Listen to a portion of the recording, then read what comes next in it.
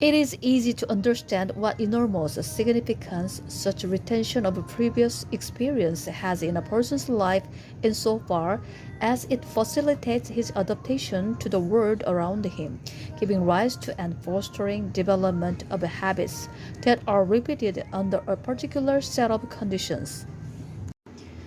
The organic basis for such reproductive activity or memory is the plasticity of our neural substance. Plasticity is a term denoting the property of a substance that allows it to change and retain the traces of that change. Thus, in this sense, wax is more plastic than, let us say, iron or water, because it undergoes changes more readily than iron and retains the traces of these changes better than water.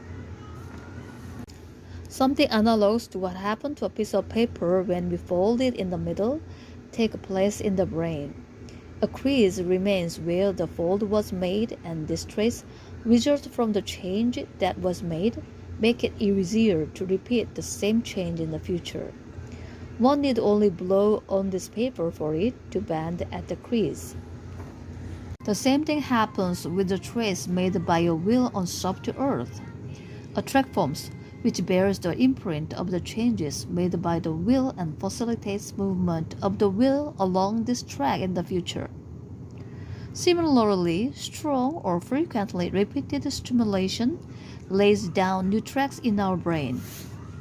Thus, our brain proves to be an organ that retains our previous experience and facilitates the reproduction of this experience.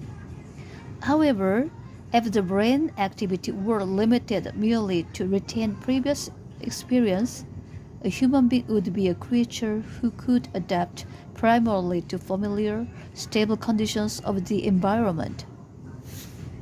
All new or unexpected changes in the environment not encountered in his previous experience would fail to induce the appropriate adaptive reactions in humans.